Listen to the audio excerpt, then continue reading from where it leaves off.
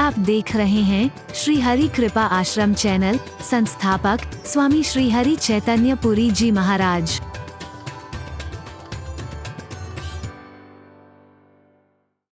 बहुत छोटी सी बात है लेकिन बहुत बड़ी बात है। साक्षात परमात्मा सामने बैठे हैं और ध्यान जा रहा है हिरण की तरफ।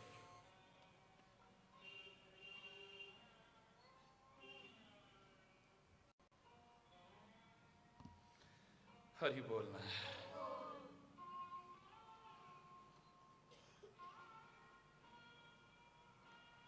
और खाली ध्यान नहीं गया है, काफी देर तक, क्षणिक नहीं। ये वो आंखें हैं जो श्री राम के मुखारबिंद के अलावा कुछ ताकना नहीं चाहती थी, झांकना नहीं चाहती थी। वो आंखें हैं।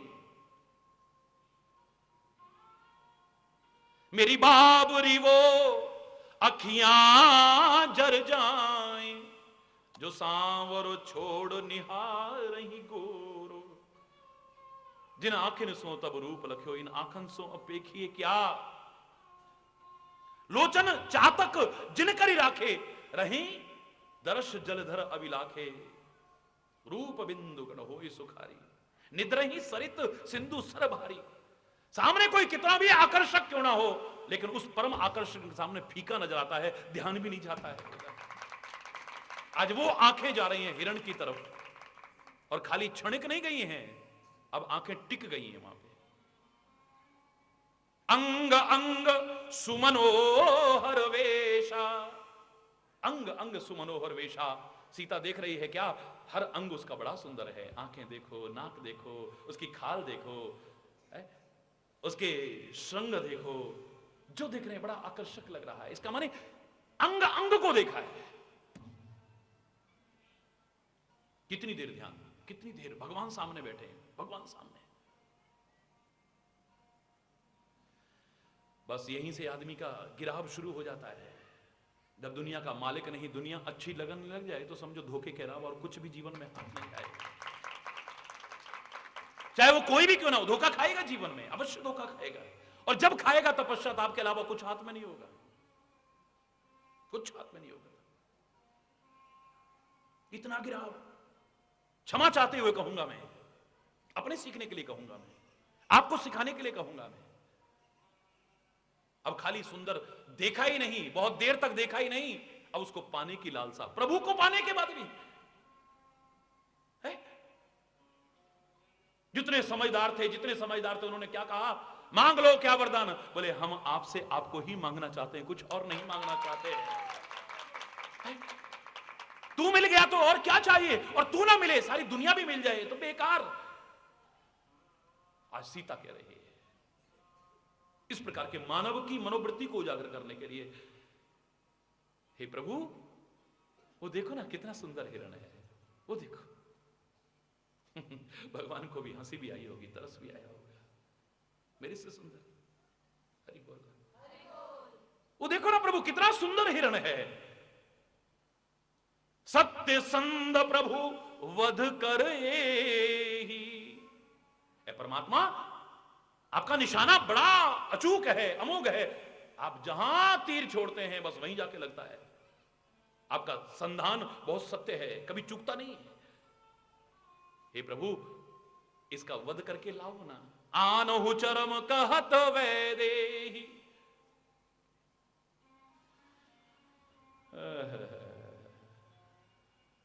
वैदेही कह रही है, जिसे देह की सुध बुध न हो वो विदेह, उसकी पुत्री वैदेही कह रही है। जिसका मन सहज स्वाभाविक वैराग्य स्वरूप हो, जिसकी आंखें कभी रूप की ओर आकर्षित न होती हों, जिसके कान कभी शब्द की ओर आकर्षित न होते हों, जिसकी नासिका कभी गंध की ओर आकर्षित न होती हो, जिसकी जीभ कभी स्वाद की तरफ आकर्षित न होती हो, जिसका शरीर कभी स्पर्श की सुख के लिए लालायित न रहता हो, उस विदेही की पुत्री वैदेही कह रही है। वो देखो कितना सुंदर, वो देखो कितना सुंदर। प्रभु देखो कितना सुंदर हिरण है वो।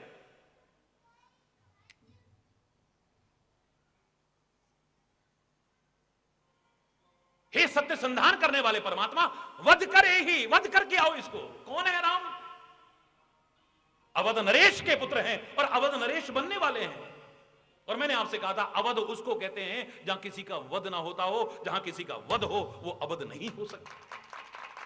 अवध का तात्पर्य ही शब्द बता रहा है, जहां किसी का, जोर से बोलो, वध ना हो, जहां पर किसी की हिंसा ना हो।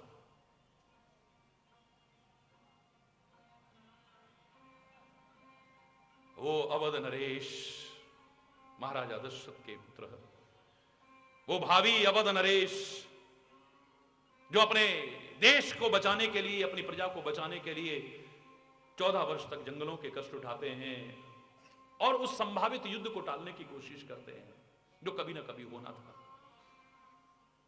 जो जानते हैं कि युद्ध भूमि चाहे अवध बने चाहे लंका बने, लेकिन मेरे अवध के लोग भी मरेंगे।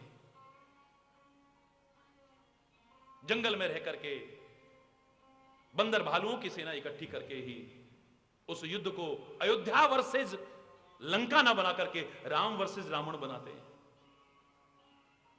मेरे देश के किसी नागरिक का वध ना हो जाए। हरि बोल। जहां किसी का वध ना हो, उस अवध के अधिपति ही भगवान श्री राम उनसे कहती है वध करे, जाओ इसका वध करके लाओ।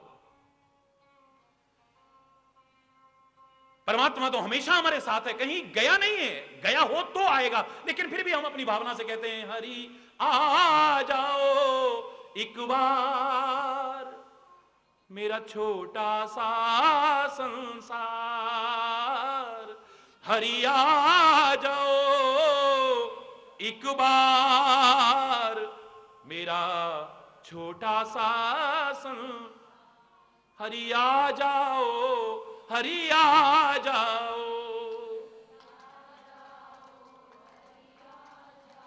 हरि आ जाओ, हरि आ जाओ।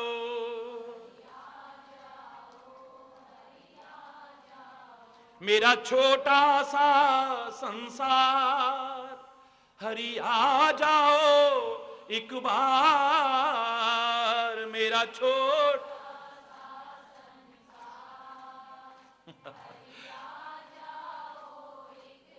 आना कहीं से होता तो मैंने हमेशा कहा है द्रौपदी की लाज कब की लुट चुकी होती।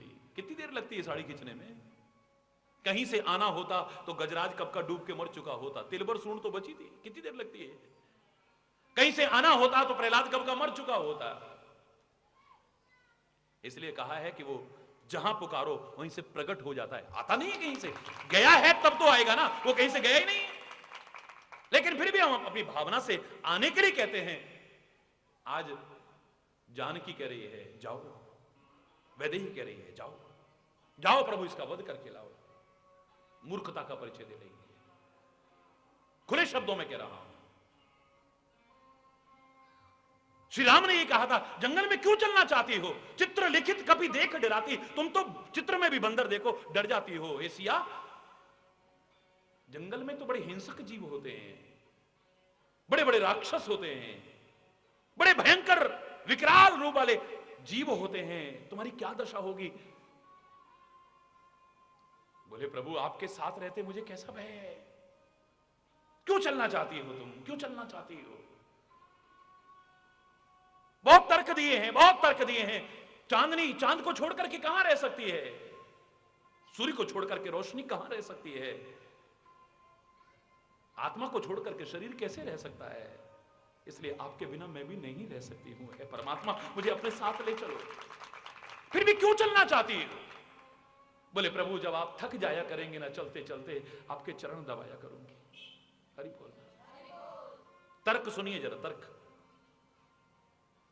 जब आप थक जाया करेंगे आपके चरण दबाया करूंगी, आपकी थकावट दूर किया करूंगी। हे स्वामी, नंगे पैर चलेंगे आप, आपके पैरों में कांटे कंकड़ चुभ सकते हैं, उन्हें निकाला करूंगी और आपके पैरों को सहलाया करूंगी। स्वामी चलते चलते चलते चलते जब आपके मुखमंडल पर पसीना आ जाएगा, आपके शरीर पर पसीना आ जाएगा, उस पसीने को पोंछा करूंगी और अपने आंचल से हवा किया करूंगी आपको।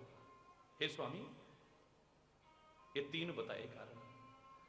और अब भेज रही है हिरण को वध करने के लिए, तो हिरण खड़ा तो रहेगा नहीं, भागेगा। और जब स्वामी भागेंगे तो थकावट होगी कि नहीं, बोलो। अगर थकावट होती है तुम्हारी निगाह में तो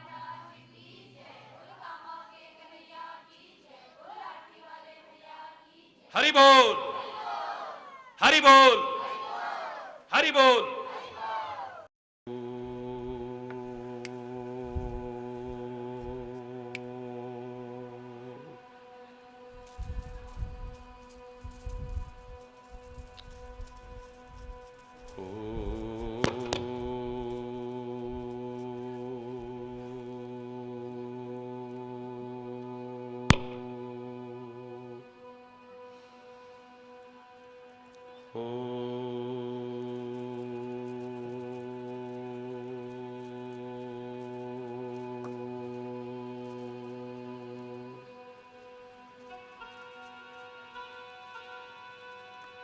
सर्वमङ्गलमाङ्गल्ये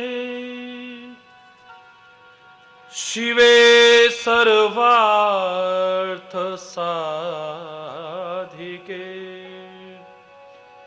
शरण्ये त्र्यम्बके गौरी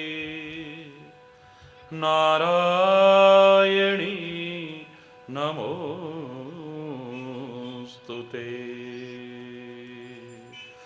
नारायणी नमोस्तुते।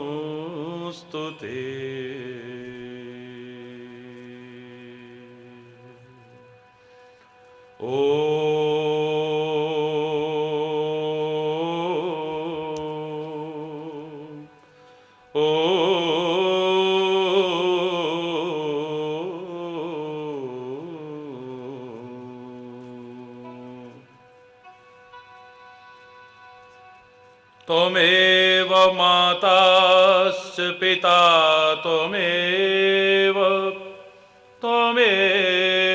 बन्धुश्च सखा त्वमेव विद्याद्रविणं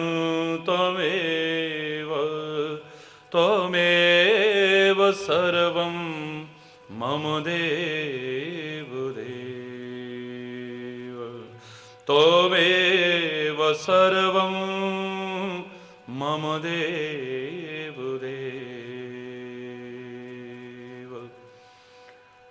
ॐ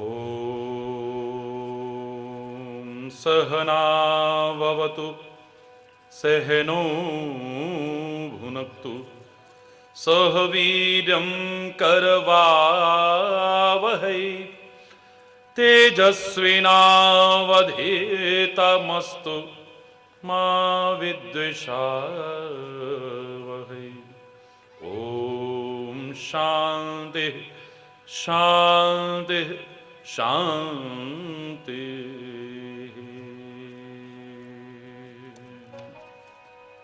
जय जय मां, जय जय मां, जय जय मां, जय जय मां।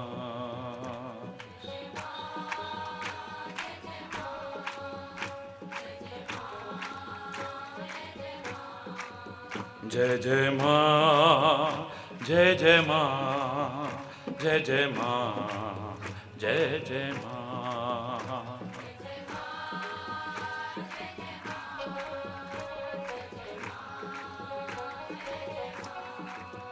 जय जय मां, जय जय मां,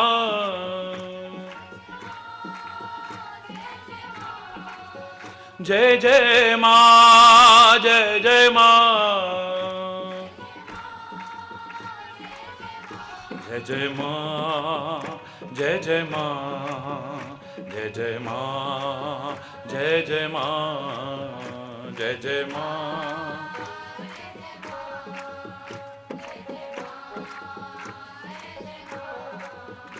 जय जय मां, जय जय मां, जय जय मां, जय जय मां, जय जय मां।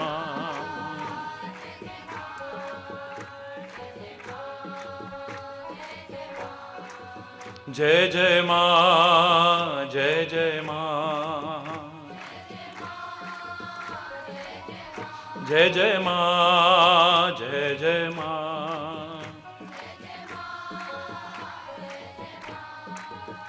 जय जय मां, जय जय मां, जय जय मां, जय जय मां, जय जय मां, जय जय मां, जय जय मां, जय जय मां, जय जय मां, जय जय मां, जय जय मां, जय जय मां, जय जय मां, जय जय मां, जय जय मां, जय जय मां, जय जय मां, मां।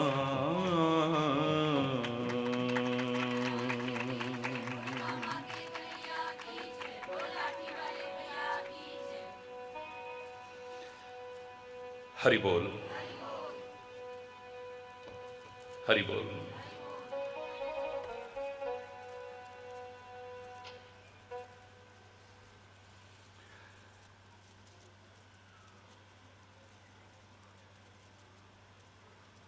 नित्य निष्पक्ष होकर के आत्मनिरीक्षण करें हम लोग।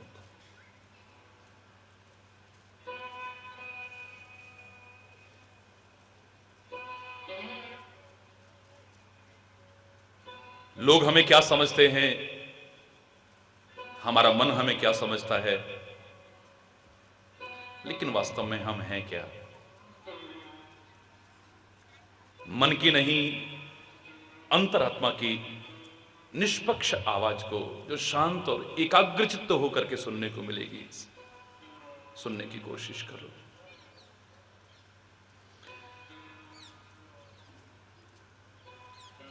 नजर नहीं आती थी अभी तक, लेकिन अब औरों की नहीं, अपनी कमियां नजर आने लगेंगे। नजरअंदाज मत करना उन्हें, हंसी में उड़ाने की कोशिश मत करना उन्हें।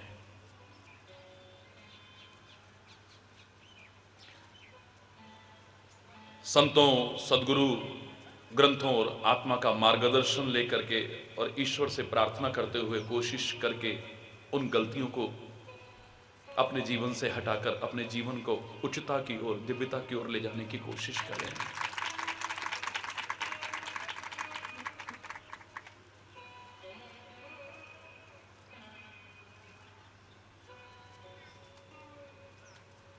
छोटी छोटी गलतियां, छोटी छोटी कमियां, छोटी छोटी बुराइयां, छोटे छोटे दोष,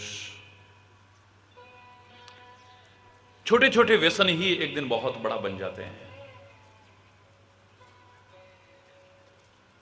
और एक दिन हमारे जीवन को पतन के कगार पर ले जाते हैं, विनाश कर देते हैं, सब कुछ बर्बाद कर देते हैं हमारा।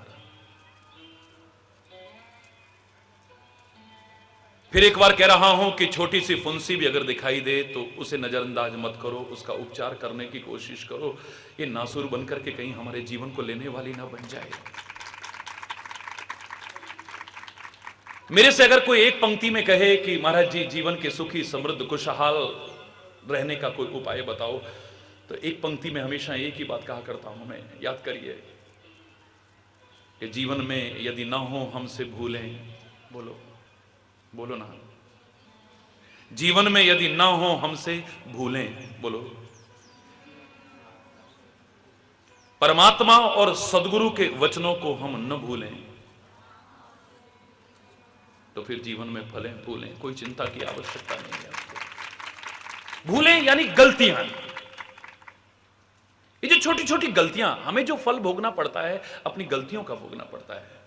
दोषारोपण हम चाहे किसी पर करते रहें, मिथ्या दोषारोपण चाहे किसी पर हम करते रहें, उसने हमारे साथ ऐसा कर दिया, उसने ऐसा करवा दिया, उसने, नहीं, किसी की हिम्मत नहीं है। हरि बोल, कोई कुछ नहीं कर सकता है, हिम्मत नहीं किसी की।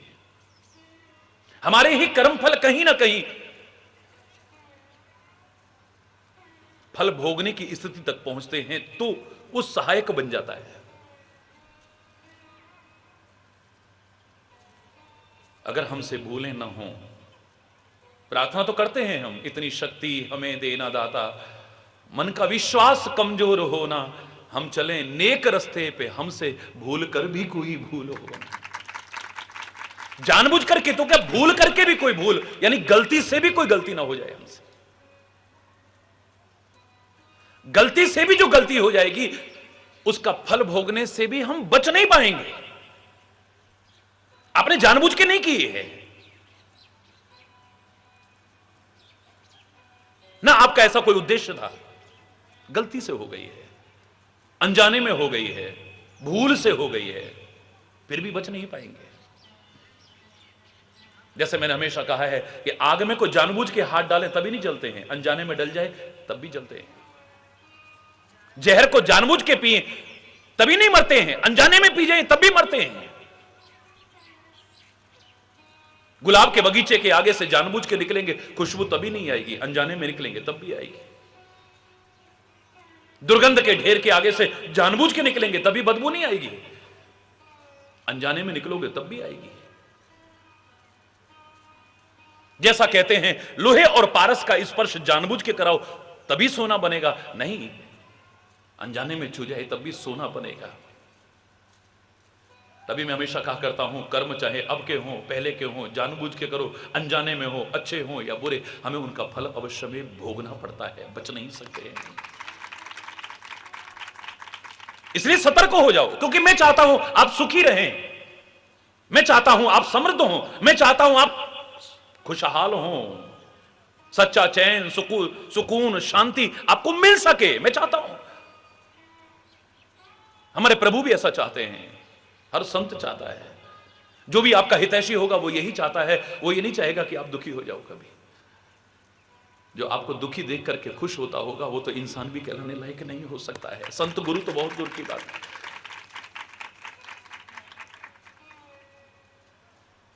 जब मैं किसी को दुखी देखता हूं तो मेरे हृदय को भी पीड़ा होती है, वेदना होती है, मजबूर होकर के वो बोलना पड़ता है जिसे शायद सहज में हम समझ नहीं पा रहे हैं। आपका लाठी वाला भैया आपको आगाह करने की कोशिश करता है कि अगर चाहते हो सुखी होना, समृद्ध होना, खुशहाल होना, चैन, सुकून, शांति पाना चाहते हो, बाधाओं से निकलते हुए निर्विघ्न अपनी यात्रा को पूर्ण करना चाहते हो, तो विचार करना पड़ेगा आपको।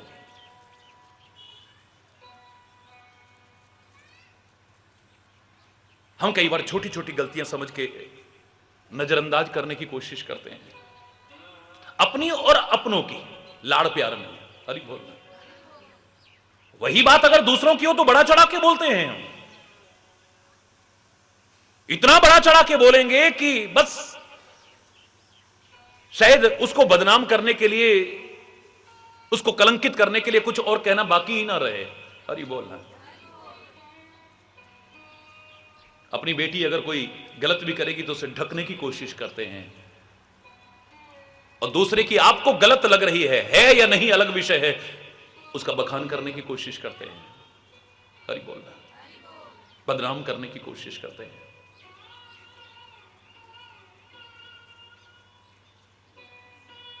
वो पंजाबी में एक गीत सुनाया था मैंने, मुझे याद है, दूजियां नू वेख लखा गल्लां ने बनाव दे। दूसरों को देख के तो बड़ी बातें बनानी आती हैं, फर्स्ट क्लास, आंखें मटका मटका के करे, अरे वो फलानी, अरे वो फलाना, वो फलाना, अरे बाप रे बाप। दूजियां नू वेख लखा गल्लां ने बनाव दे, अपने गुनाहां उत्ते पर्दे पे पाव दे। अपने गुनाहों पर पर्दा डालने की कोशिश करते हैं। सच पुछो तां ए हर एक नू मार है, किसे नाल दगाए ते किसे नाल प्यार है। किड्डे ही अचंभे दा ए प्रभु संसार है, किसे नाल दगाए ते किसे नाल प्यार है।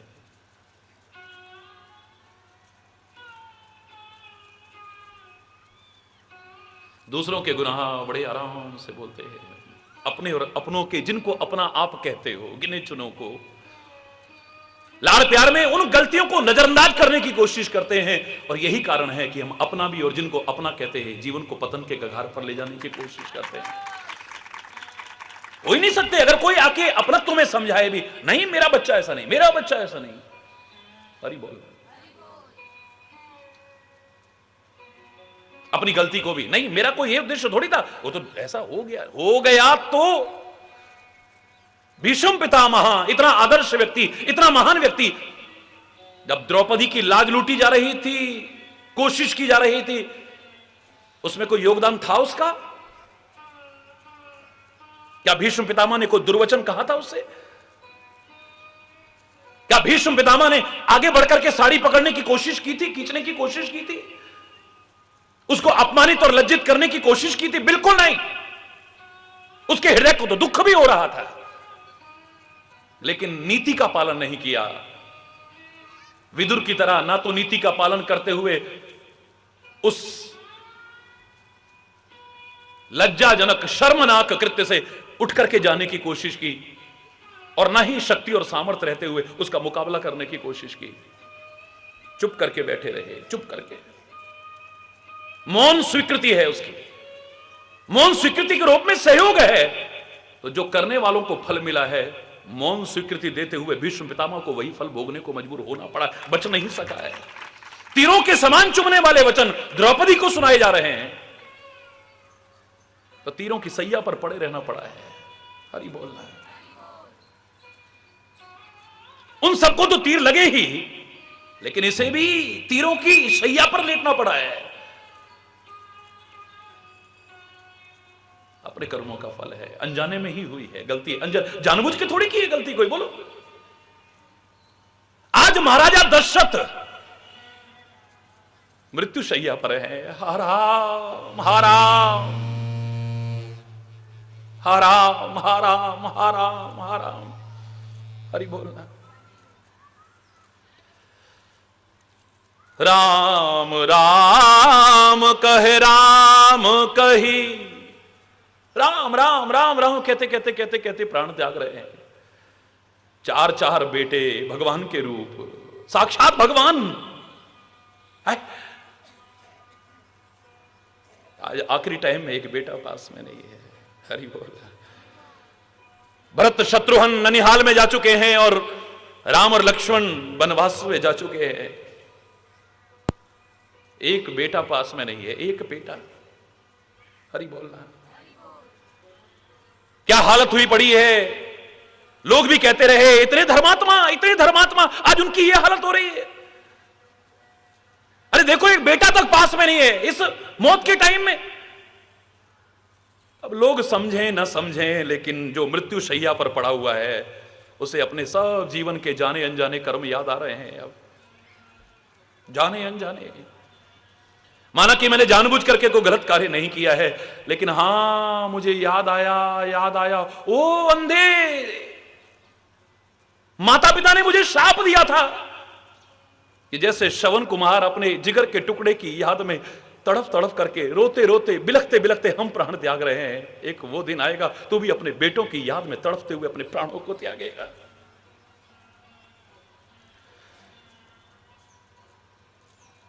जानबूझ के किया था, तो शिकार खेलने गया था वो, तो शब्दभेदी बाण छोड़ने की कोशिश कर रहा था।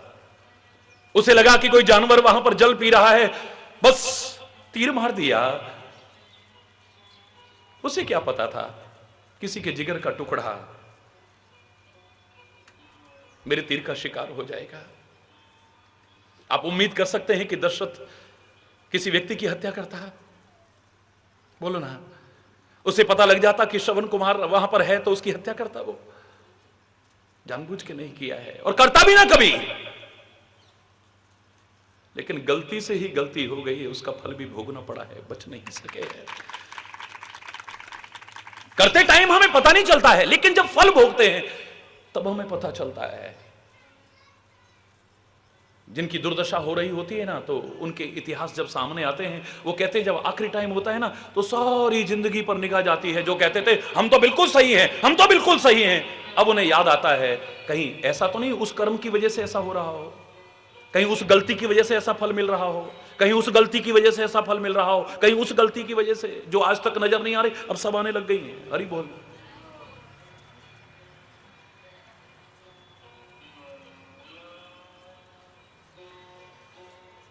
नजरअंदाज मत करना अपनी छोटी छोटी गलतियों को भी। छोटी छोटी गलतियों ने ही कितनों का बेड़ा गर्क करके रख दिया है। हमको शराबी थोड़ी ना है, हमको पियक्कड़ थोड़ी ना है। कभी खुशी का माहौल होता है तब 2 घूंट लगा लेते हैं, कभी जरा मूड खराब हो तब लगा लेते हैं, कभी खुशी में कभी गम में, बस इसी में तो जिंदगी चल रही है। रोज कभी खुशी होगी कभी गम होगा, थोड़ा थोड़ा थोड़ा करते करते तो ऐसा जीवन बना लेगा कि अपने जीवन को भी बर्बाद करेगा, अपने पैसे को भी बर्बाद करेगा, अपने शरीर को भी बर्बाद करेगा, अपनी इज्जत और शांति को भी बर्बाद कर बैठेगा, सब बर्बाद कर बैठेगा। ये कुछ चीजें छोटी नहीं होती हैं मेरे प्यारे बच्चों, गहराई से सोच लेना, कुछ चीजें छोटी नहीं होती हैं, इन्हें कभी छोटा करके मत आंकना। रोग कोई छोटा नहीं होता है। हरि बोल। बहुतों के सिर दर्द से ही प्राण चले जाते हैं, बहुतों के बुखार में ही प्राण जा रहे हैं, नजरअंदाज मत करो। बहुतों के पेट दर्द में ही जान चली जा रही है। जरा सा छाती में दर्द हुआ है, लोग सोचते रहे गैस की वजह से हो रहा होगा, फलाने की, उसी से जान चली जा रही है। कोई भी रोग हो इसे छोटा मत समझना, कभी भी छोटा मत समझो। नजरअंदाज करने की कोशिश मत करना, ये जानलेवा भगवान करे ना हो जाए कभी। हरि बोल। रोग को कभी छोटा समझने की कोशिश मत करना, अग्नि को कभी छोटा समझने की कोशिश मत करना। सारी आग बुझा दी, एक चिंगारी तो बची है। अरे चिंगारी ही शोला बन करके कहो तो पूरे क्षेत्र को जला करके खाक कर दे, इतनी ताकत है इसके अंदर। एक चिंगारी में अगर अनुकूल हवा मिल जाए तो ये भड़क उठी तो पता नहीं क्या से क्या कर देगी, पूरे इलाके को जला के खाक कर देगी। मेरे प्यारे बच्चों, मेरे प्यारे भाइयों, मेरी प्यारी बहनों, आग को भी कभी छोटा, जोर से बोला, रोग को छोटा मत समझो कभी, आग को कभी छोटा मत समझो, सर्प को कभी, जोर से बोलो ना, छोटा मत समझो। हो सकता है 8 फुट लंबा नाग भी जहरीला ना हो, और हो सकता है एक बालिस्त भर का नाग बहुत जहरीला हो। ऐसे ऐसे जहरीली किस्म के होते हैं, हो सकता है। हमारी भारतीय संस्कृति में तो किसी को भी अपना शत्रु नहीं माना है, वरना नाग पंचमी में हम पूजा ना करते नागों की भी, मित्र मानते हैं। विशेष तौर से कृषि प्रधान देश में तो सर्पों को अपना मित्र माना गया है। ये खेतों में चूहों को अगर न खाएं तो आधी फसल तो हमारी वैसे ही चौपट हो जाएगी। हरि बोलना। और वैज्ञानिकों ने भी सिद्ध करके दिखा दिया है, आपको कई बार मैंने कहा 80% सर्प जहरीले नहीं होते हैं, लोग भय से मरते हैं, उसके जहर से नहीं मरते हैं। 80% सर्प जहरीले नहीं होते हैं। हां इतना बात अलग है कि 80% मानव जहरीले ना हो, कोई गारंटी नहीं है। ये पता नहीं कहां से उगल देते हैं। सांप इतने जहरीले नहीं होंगे जितना आज इंसान जहरीला हो चुका है। हरि बोलना। ऐसा जहर उगलता है, ऐसा जहर उगलता है कि बर्बादियों का अंबार लगा देता है। वो नाग नहीं जहर फैलाते थे, ये जीव जहर फैलाती है, मानव की जीव। ऐसा भाषण देके जाएंगे लोग, लड़ मरेंगे आपस में, दंगे भड़क हो जाएंगे, आग लग जाएगी, खून खराबा हो जाएगा, पता नहीं क्या से क्या ना हो जाए। ये ज्यादा खतरनाक हो गया है आज। अरे बोल। लेकिन मैं जो कह रहा था, निगाह रखना, सांप भी कोई छोटा, इसे छोटा मत समझो। सर्प को कभी छोटा मत समझना, शत्रु को कभी छोटा, शत्रुता मत रखो किसी से। आपके मन में किसी के प्रति कोई शत्रुता नहीं होनी चाहिए, लेकिन कोई शत्रुता रखता है तो चाहे फिर वो शत्रु आपके अंदर का हो, चाहे वो शत्रु बाहर का हो, अगर असावधान हो गए छोटा समझ करके तो कब बर्बादी को निमंत्रण दे बैठोगे पता भी नहीं चलेगा। शत्रु कोई छोटा नहीं होता है। हरि बोल। इसे छोटा करके मत समझना कभी। भगवान का नाम भी कोई छोटा नहीं होता है। भगवान का नाम कोई छोटा नहीं होता है, कोई छोटा नहीं होता है। याद है मेरे से पूछा था किसी ने कि महाराज जी कौन सा भगवान का नाम सबसे बड़ा है? सब अपनी अपनी अपनी अपनी भावना से कहेंगे ये बड़ा है, ये बड़ा है, ये बड़ा है, पर मैं तो सबकी भावनाओं को ध्यान में रखते हुए इतना कह सकता हूं कि तुम जो प्यार से, श्रद्धा से, आस्था से, विश्वास से, भक्ति से लेते हो वही नाम सबसे बड़ा है। बस जो लेते हो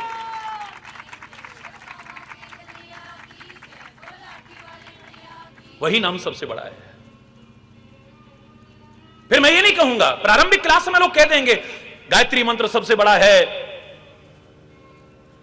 लेकिन सेकंड क्लास में जब पहुंचोगे तो मैं यही कहूंगा आपका विश्वास छोटा बड़ा हो सकता है, आपकी भक्ति छोटी बड़ी हो सकती है, आपकी भावनाएं छोटी बड़ी हो सकती हैं, आपकी आस्था छोटी बड़ी हो सकती है, भगवान का नाम कोई छोटा बड़ा नहीं होता है। प्यार और श्रद्धा से जो लोगे तुम्हें वहीं से सब कुछ मिल जाएगा। चाहे तुम राम कहो, कृष्ण कहो, शिव कहो, दुर्गा कहो, सदगुरु कहो, अल्लाह कहो, वाहेगुरु कहो, खुदा कहो, हर नाम से लोगों ने बहुत कुछ पाया है, लेकिन पाया उसी ने जिसने विश्वास से लिया है, वरना नहीं पाया है। कोई परमात्मा का नाम छोटा नहीं। कोई आवश्यक नहीं कि इतना बड़ा मंत्र हो तभी आपको बहुत बड़ा मंत्र मिला है और आप उसका जाप करोगे तो तुम्हें बहुत बड़ा कुछ मिल सकता है। श्रद्धा, विश्वास, प्रेम, आस्था, भक्ति से छोटा सा दिखने वाला वो मंत्र भी आपको सब कुछ दिला सकता है। सब कुछ, कुछ भी असंभव नहीं संसार में, कुछ भी। हरि बोलना, सब कुछ पा सकते हो। संत कोई छोटे बड़े नहीं होते हैं। संत को छोटा करके मत मानना। मैं तो कह दूं, संत को अगर भगवान से बढ़ के भी कह दिया जाए तो कोई अतिशयोक्ति नहीं है। जाने से संत अनंत समान है। तुलसी ने तो कहा संत को अनंत के समान यानी परमात्मा के समान समझो, लेकिन मेरे राम तो खुद कहते हैं, शबरी मोते अधिक संत कर लेखा। अगर मुझसे बड़ा भी किसी को मानना है तो संत को मानना, उसे कभी छोटा मत समझना। मुझसे बड़ा भी अगर मानना है तो अपने सदगुरु को समझना, क्योंकि मैं रूठ जाऊंगा तो ये संत और सदगुरु मुझसे मिलने की, मुझको मनाने की, मुझको रिझाने की राह बता देंगे। अगर यही रूठ गए तो फिर पता नहीं क्या होगा। हरि बोल। संत कोई छोटा नहीं होता है। जगत गुरु शंकराचार्य जिसके साथ लिखा हो तो बहुत बड़ा संत हो गया। जगत गुरु जिसके साथ लग गया तो बहुत बड़ा संत हो गया। अनंत श्री विभूषित लग गया तो और ज्यादा संत हो गया। 1008 श्री श्री 1008 लग गया, श्री श्री 108 लग गया और किसी के नाम के आगे कुछ नहीं लगा तो कौन छोटा कौन बड़ा। कबीर के आगे कुछ भी नहीं है। बिना पढ़ा लिखा कबीर भी वही स्थान रखता है जितना कि वेदों के ज्ञाता और उनका भाष्य करने वाले जगत गुरु शंकराचार्य स्थान रखते हैं। कोई छोटा बड़ा नहीं हो सकता है। संत का जब नाम आएगा, संत संत है, कोई छोटा बड़ा नहीं। धर्म कौन सा बड़ा है बताओ ना। धर्म कौन सा बड़ा है बताओ, कौन सा बड़ा है। मूर्खतावश लोग कहते रहे ये हिंदू धर्म बड़ा है या मुसलमान धर्म बड़ा है या सिख धर्म बड़ा है या ईसाई धर्म बड़ा है या जैन धर्म बड़ा है, ये बौद्ध धर्म बड़ा है या पारसी धर्म बड़ा है, फलाना धर्म बड़ा है, फलाना धर्म बड़ा है। अरे धर्म तो एक है, ये सब मत हैं, संप्रदाय हैं। अगर अलग अलग भी मानते हो तो मैं इतना अवश्य कहूंगा कि तुम अपने धर्म का सम्मान चाहे करना, लेकिन दूसरे का निरादर कभी करने की कोशिश मत करना। कोई छोटा नहीं होता है। धर्म कोई छोटा बड़ा, जोर से बोलो ना। मातृभूमि कोई छोटी बड़ी नहीं होती। कौन सी मातृभूमि छोटी है। मेरी मातृभूमि अगर भारत माता है तो मैं गर्व से कहता था, गर्व से कहता हूं और गर्व से कहता रहूंगा, सारे जहां से हिंदुस्तान हमारा हमारा सारे जहां से अच्छा। हिंदुस्तान हमारा हमारा सारे जहां से। हम बुलबुलें हैं इसकी, यह गुलिस्तां हमारा हमारा सारे जहां से। हिंदुस्तान हमारा हमारा, सारे बोलो ना।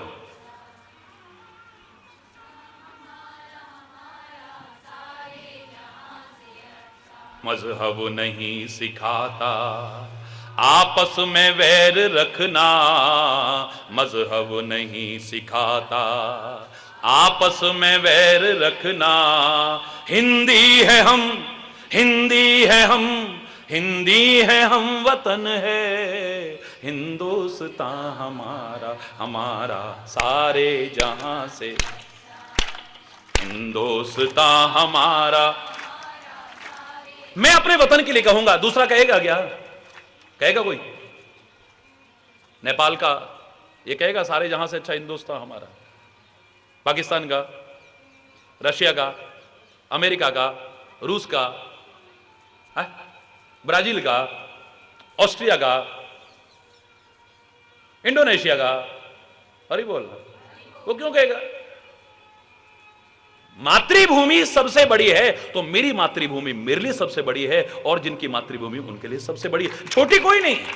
अब मैं कह दूं कि भारत माता मेरे लिए सारे जहां से अच्छी है, लेकिन दूसरा अपने वतन के लिए कहेगा, है? मां बाप छोटे बड़े होते हैं क्या?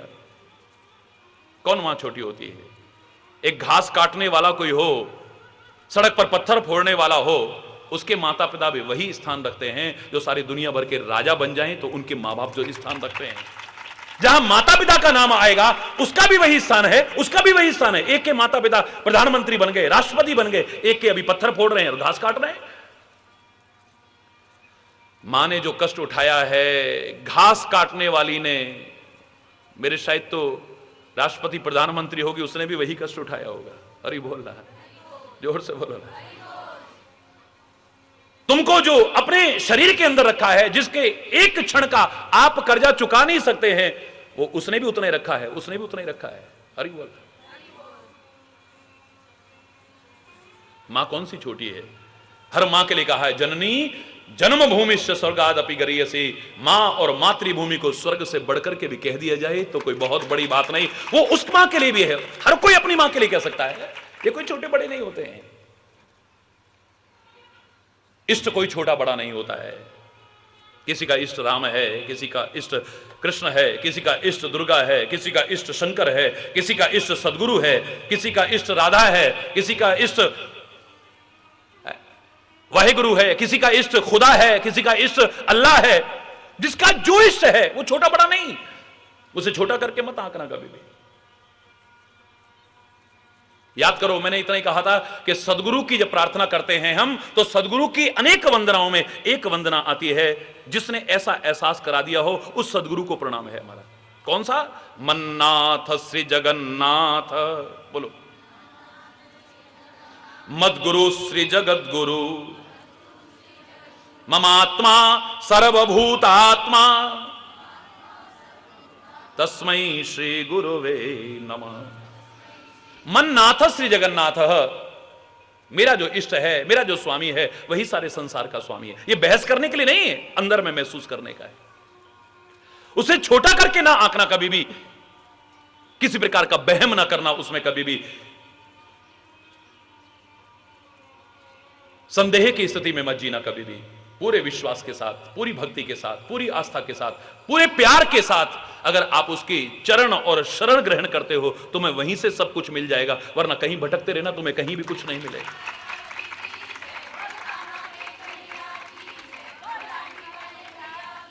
कोई फल नहीं देगा। मैं हमेशा कहा करता हूं, कोई फल नहीं देगा तुम्हें। ना भगवान फल देगा, ना सदगुरु फल देगा, ना संत फल देगा, ना कोई तीर्थ फल देगा, ना कोई देवी देवता फल देगा। फल देगा तुम्हारा विश्वास। अरे बोलना, तुम्हारा विश्वास जहां है, तुम्हें वहां से सब कुछ मिल सकता है। और अगर तुम्हारा विश्वास नहीं है तो दुनिया में कहीं भटकते रहना, तुम्हें कुछ भी मिलने वाला नहीं। कहीं से कुछ मिलने वाला नहीं। फलाना सिद्धपीठ है तो फलाना सिद्धपीठ नहीं है, सब सिद्धपीठ है। मैं तो कह रहा हूं तेरे घट में बैठा हुआ है, वहीं नमन कर ले, वहीं तक तो सब कुछ मिल जाएगा। घट तक अगर नहीं पहुंच पाता तो घर में तेरे जो विराजमान है उसी को सब कुछ मान ले, उसकी पूजा कर ले, तेरे को सब कुछ मिल जाएगा। घर में भी अगर तेरे को अभी ये अनुभूति नहीं हो पा रही है तो तेरे नगर में, तेरे गांव में जो देवालय हैं, मंदिर है, मस्जिद है, गुरुद्वारा है, चर्च है, जिसके प्रति तेरी श्रद्धा है, तो वहीं जाकर के माथा झुका ले, तेरे को वहीं सब कुछ मिल जाएगा। और नहीं तो फिर तो कहीं जाता रहना, कहीं जाता रहना। मैं किसी स्थान की महिमा को कम नहीं कर सकता हूं, कभी उम्मीद भी मत कीजिएगा, लेकिन एक प्रश्न चिन्ह लग सकता है। कोई कहता है अमरनाथ जी में जाकर के सब कुछ मिलता है, वहां के रहने वाले लोग तो बहुत दुखी हैं। मेरी शब्दों को अन्यथा मत लेना, मैं क्षमा चाहते हुए कहूंगा। वहां के लोग तो बहुत दुखी, कब से आतंकवाद से पीड़ित हैं बेचारे। कितने लोग बेचारे निर्दोष मारे गए हैं, कितनों के घर उजड़ गए हैं बुरी तरह से। जिसको स्वर्ग कहते थे धरती का, वो कश्मीर क्या हालत हो चुकी है उसकी। लोग डरते हैं वहां पर जाने में। हरि बोल रहा है। अमर राज्य में साक्षात विराजमान है, साक्षात विराजमान है। क्षमा चाहते हुए कहूंगा जरूर, तो वहां लोग दुखी क्यों हैं? मैं फिर कह रहा हूं, मेरे शब्दों को अन्यथा मत लेना, गहराई से विचार करना। कभी वैष्णो देवी में जाकर के सब कुछ मिलता है, कटरा में लोग कितने दुखी हैं, जरा जाकर के देखो। वैष्णो देवी के मार्ग में जो दुकानदार हैं, उनसे पूछना सब सुखी हो? किसी के औलाद नहीं है, किसी पत्नी से दुखी है, कोई औलाद से दुखी है, कोई अपने पति से दुखी है, कोई परिवार में किसी चीज से दुखी, कोई किस चीज से। आगे जाओ, जम्मू में सब सुखी है? पूर्णागिरी में जाकर के सब कुछ मिलता है, जरा पूर्णागिरी के इलाके में घूमो, क्या घर घर में लोग सुखी हैं वहां? दूनागिरी में जाके सब कुछ, तो आसपास के इलाकों में देखो। मैं गया हूं भारत पद यात्रा में, गांव गांव को देखा है, घर घर को देखा है। हृदय व्यथित होता है लोगों का दुख देख करके, अभाव देख करके, परेशानियां देख करके, चिंताएं देख करके, उलझने देख करके। अजमेर शरीफ में जाकर के सब कुछ मिलता है, तो अजमेर के इलाके के सब सुखी? बद्रीनाथ, केदारनाथ, यमुनोत्री, गंगोत्री में सब कुछ मिलता है, तो क्या गढ़वाल में सब सुखी हैं? गर्जिया मैया में जाकर के सब कुछ मिलता है, आसपास सब सुखी हैं? दिव्येश्वर महादेव की शरण में आकर के सब कुछ मिलता है, कितने कहते मिल जाएंगे, लेकिन यहां पर क्या सब सुखी हैं?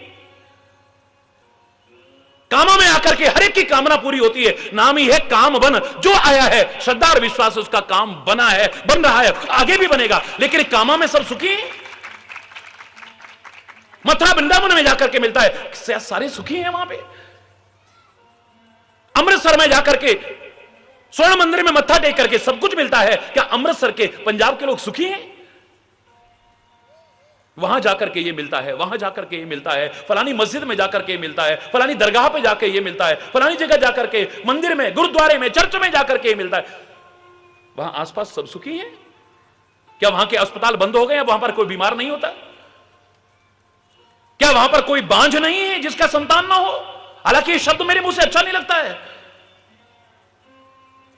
क्या वहां पर कोई अनाथ नहीं है? क्या पर वहां पर लोग दुखी नहीं है, चिंतित नहीं है, परेशान नहीं है? अरे सब जगह सब कुछ है, लेकिन मिलेगा उसी को जिसका विश्वास है, वरना नहीं मिलेगा, चाहे वहीं पर रहता हो।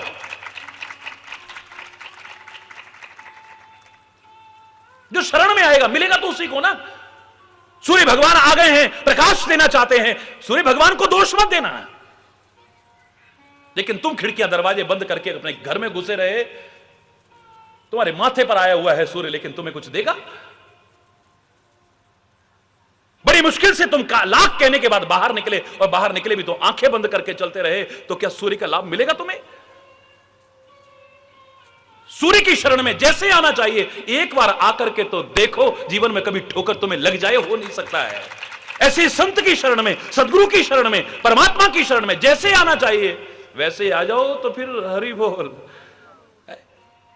फिर रोते रहोगे। देखा लोग कहते सूर्य उदय हो गया, हमें तो फिर भी ठोकर लग गई। अपनी गलती नहीं खोजोगे, सूर्य का लाभ मिलेगा उसी को जो खिड़कियां दरवाजे खोलेगा अपनी, उसके प्रकाश का लाभ उसी को मिलेगा। अंधकार से वही उबर पाएगा, ठोकरों से वही बच पाएगा। आंखें बंद करके चलेगा तब भी नहीं, आंखें खोल करके चले, देख करके चले, संभल करके चले, सूर्य का लाभ मिलेगा उसे। कैसे नहीं मिलेगा? अनंत लोग लाभ उठा रहे हैं, तुम्हें क्यों नहीं मिलेगा? बोलो।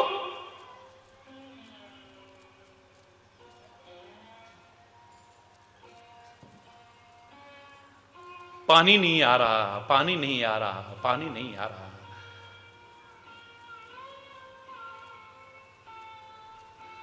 बड़ी दिक्कत हो रही है, कपड़े भी कितने इकट्ठे हो गए हैं और बर्तन भी कितने इकट्ठे हो गए। झाड़ू पोंछा बहुत दिन से ढंग से नहीं लगा है, अरे ढंग से नहाए तक नहीं बहुत दिन से, पीने तक को पानी की दिक्कत हो रही है, खरीद खरीद के ला रहे हैं दूर दूर से। हरि बोल रहा है। प्रार्थना की और प्रार्थना करते ही अचानक घनश्याम उमड़े घुमड़े और बारिश हो गई। जैसे मैं यहां क्षेत्र में आया, महाराज जी बड़ी गर्मी हो रही है, महाराज जी बड़ी गर्मी हो रही है। आपने देखा महाराज जी का चमत्कार नहीं, आपके प्यार और विश्वास का साक्षात चमत्कार था कि कैसे लोगों को शांति मिली है, कैसे राहत मिली है, धड़ाधड़ धड़ाधड़। लेकिन उसके बाद में फिर हाय इतनी मूसलाधार बारिश, आज तो सीतामढ़ी जाना था, कैसे जाएंगे, अब तो यहां प्रोग्राम होना है, कैसे होएगा। हरि बोलना। फिर ये शुरू हो गया था, आपके सामने है इतनी भयानक मूसलाधार बारिश। मैं तो दावे से कह रहा हूं कि अभिमान तो मत करना, लेकिन उसका नाम सच्चे विश्वास, श्रद्धा और प्रेम से लेकर के चलो। प्रतिकूलता भी अनुकूलता में न बदल जाए, तब कहिए ना। आप वर्षों से देखते आए हो, ये सामने है, कोई कथा नहीं है, कोई कथा नहीं है। असंख्य उदाहरण यहां पर मिल जाएंगे। कैसे कैसे लोग उदाहरण आपके आंखों के आगे बीते हुए, आंखों के आगे बीते हुए यहां पर ऐसे ऐसे बैठे होंगे जो शायद ये भी नहीं सोच सकते थे कि अगली नवरात्रि में भी हम यहां बैठ पाएंगे।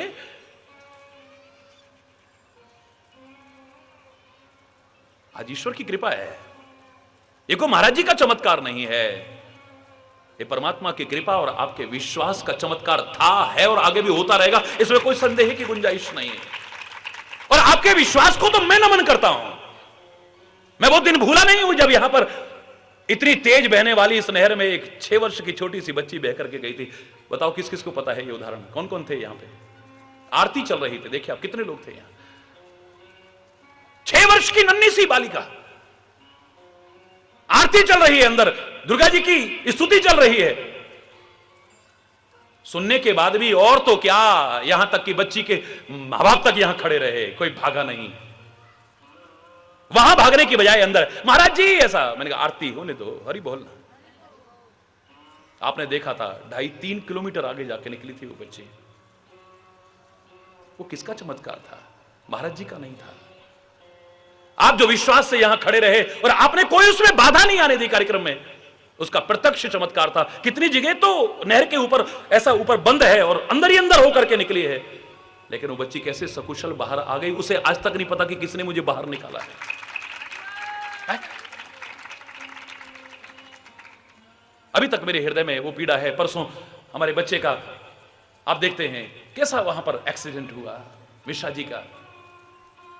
डॉक्टर्स ने जो शब्द कहे थे, मैं तो अपनी जबान पे कभी लाने की सोच भी नहीं सकता हूं, लेकिन जितने खड़े थे उनका विश्वास आज सामने है। वो फोन पर बात करके अब दुख से नहीं प्यार से रो रहे हैं। इससे बड़ी और क्या हो सकती है? जो कुछ है सामने है, यहां कोई कोरी कथा नहीं है। असंख्य सुन लोगे, लेकिन मिलेगा वहीं जहां विश्वास है। हरि बोल, मिलेगा वहीं जहां विश्वास है। कोई संत छोटा नहीं है, कोई गुरु छोटा नहीं है, कोई भगवान का नाम छोटा नहीं है, कोई मंत्र छोटा नहीं है, कोई मंत्र। मैं चैलेंज करके कहता हूं, जिसे तुम बेकार समझते हो, विश्वास से उसी मंत्र का जाप करके देखो, तुम्हें उसी से सब कुछ मिल जाएगा। और विश्वास नहीं, तुम कहीं भटकते रहना, फिर कहोगे हम तो वहां भी गए, हम तो वहां भी गए, हम तो वहां भी गए, पर हमारी तो झोली खाली रही। मैं जो बात कहना चाह रहा था, अचानक देखा उमड़ घुमड़ करके आ गए घनश्याम, काले काले बादल आ गए, और खाली आए नहीं, बरसने लगे। सड़कों पे पानी भर गया, नदियों में तेज पानी आ गया, जगह जगह भराव हो गया जल। हमारे घर में पानी नहीं था, हमने सोचा घर के सारे बर्तन ले जाओ, छत पे रख दो। अपने जितने ड्रम थे, जितने भगोने थे, जितने पतीले थे, और तौली और ये और वो और फलाना ढिकाना, यहां तक कि छोटे छोटे बर्तन भी सब ले जाकर के छत पे रख दिए। 4 घंटे मूसलाधार बारिश हुई। 4 घंटे बहुत होता है। बड़े बड़े तालाब भर गए, नदियों में इतना तेज पानी आने लगा, सड़कों पर पानी आ गया। लेकिन जब हम ऊपर गए तो सारे बर्तन खाली थे हमारे। हे भगवान, हमारी किस्मत ही फूटी ठहरी। हरि बोल। फिर भी अपनी किस्मत को दोष दे रहा है, अपने आप को दोष नहीं देगा। बताओ, दुनिया का पानी भर गया पर हमारी किस्मत में नहीं है, सारे बर्तन खाली। जब बर्तन देखे तो क्या देखा? आधे बर्तन तो उल्टे रखे हुए थे। हरि बोल। अब उल्टे बर्तन में कहां से पानी आएगा, बोलो ना। 4 घंटे तो क्या, 4 दिन तो क्या, भगवान न करे 4 वर्ष भी बारिश हो, बर्तन भरेंगे कभी, बोलो ना। सारा जीवन भी होती रहे तब भी नहीं भरने वाला। हरि बोल।